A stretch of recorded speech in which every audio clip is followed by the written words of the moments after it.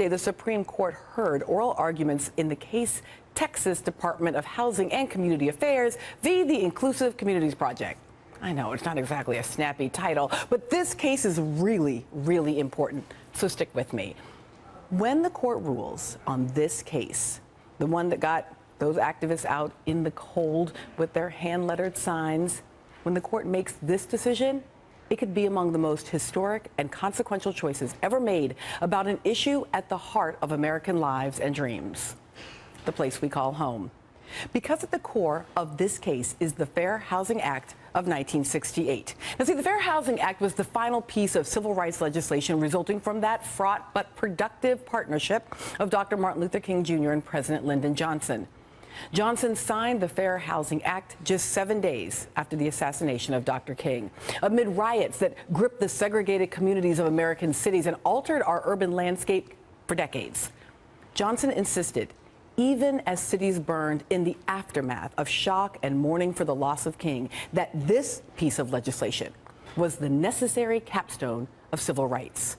Quote, "Now with this bill, the voice of justice speaks again. It proclaims that fair housing for all human beings who live in this country, is now a part of the American way of life."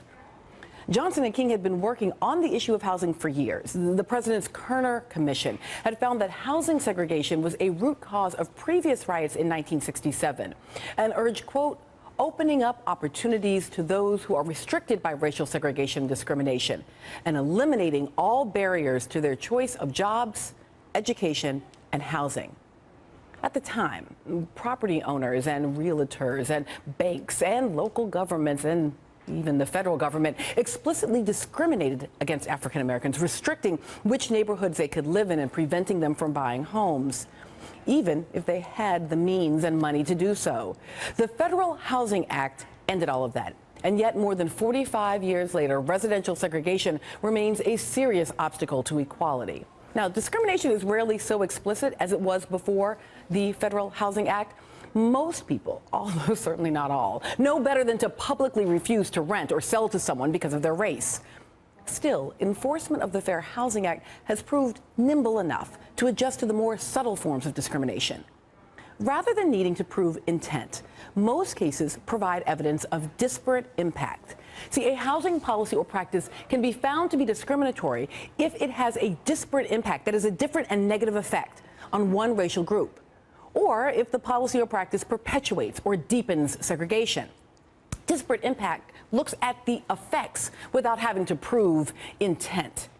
That's where the Supreme Court case comes in. In the case the court heard on Wednesday, a group in Dallas has claimed that the state of Texas was being discriminatory when it gave incentives to build affordable housing almost exclusively to developments in poor minority neighborhoods.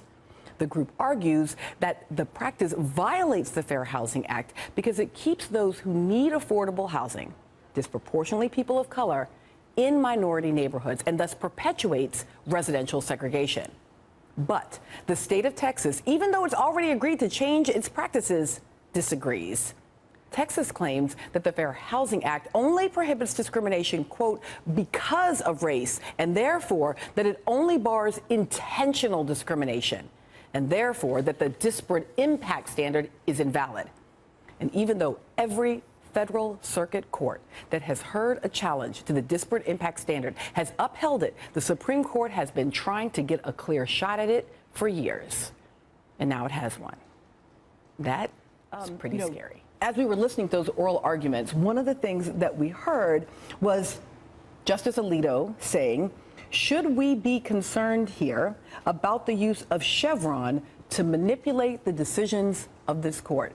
Help people to understand what the Chevron deference is and what that might mean for where this court's going to go. Several years ago, there was a case called Chevron versus NRDC.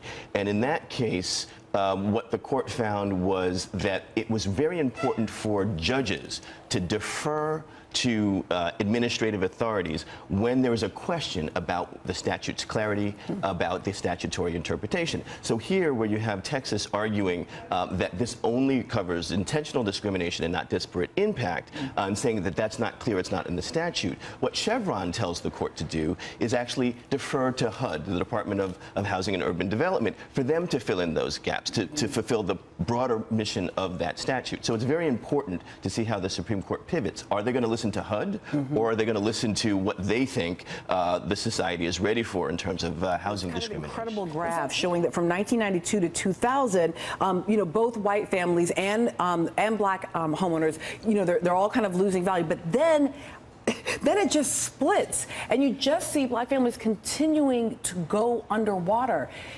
In what way is that related to housing segregation? Well, what they found is that housing segregation makes it easy to discriminate against certain groups of people because you have entire communities that are locked out of the standard credit market. And so lenders can just go into those communities. They don't even have to mention race. But segregation makes it easy. It's like shooting fish in a barrel. If you have entire communities that in the past were redlined, they don't have traditional banking, then you go in and you offer them exorbitant rates, and either they don't know or they feel like they don't have a choice but to accept them. And then what's happened is during the recovery then is those neighborhoods were the ones that suffered most from foreclosures. Their property values went down the highest, and they have not been able to recover. Democracy's work is being done. In the Civil Rights Act of 1968, America does move forward, and the bell of freedom rings out a little louder. We have come some of the way, not near all of it. There is much yet to do.